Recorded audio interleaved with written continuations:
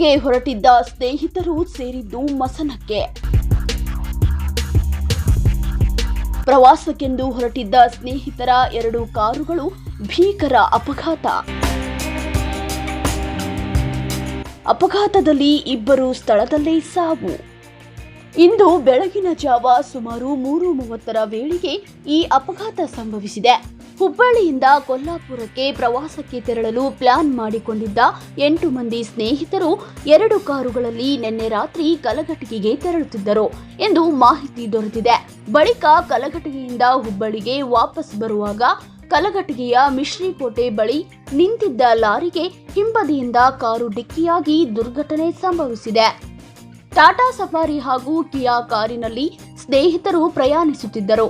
ರಸ್ತೆ ಬದಿಯಲ್ಲಿ ನಿಂತಿದ್ದ ಲಾರಿಗೆ ಕಿಯಾ ಕಾರು ಹಿಂಬದಿಯಿಂದ ಡಿಕ್ಕಿ ಹೊಡೆದಿದೆ. ಕಿಯಾ ಕಾರಿನ ಹಿಂದೆಯೇ ಬರುತ್ತಿದ್ದ ಟಾಟಾ ಸಫಾರಿ ಕೂಡ ಅಪಘಾತಕ್ಕೀಡಾಗಿದೆ. ಅಪಘಾತದ ಪರಿಣಾಮ 2 ಕಾರುಗಳಲ್ಲಿದ್ದ ತಲಾ ಒಬ್ಬರು ಸ್ಥಳದಲ್ಲೇ ಮೃತಪಟ್ಟಿದ್ದಾರೆ. ಹೊನ್ನಾವರ ಮೂಲದ 23 ವರ್ಷದ ಚೈತ್ರಾಗೌಡ ಹಾಗೂ ಧಾರವಾಡ ಮೂಲದ 23 ವರ್ಷದ ರಾಹುಲ್ ಅಂಗಡಿ ಮೃತ ದುರ್ದೈವಿಗಳು. ಇನ್ನು ಜ್ಯೋತಿ ಉಮಚಗಿ, ಸೌಮ್ಯ ಹಿರೇಮಠ, ಕಸ್ತೂರಿ ಕಂಚನ್ನವರ್, ಪ್ರಜ್ವಲ್ ಹಸ್ಬಿ, ಶಿವರಾಜ್ ಹೊಸಮನಿ ಹಾಗೂ ಉಮೇಶ್ ತೇಗೂರಿಗೆ ಗಾಯಗಳಾಗಿವೆ.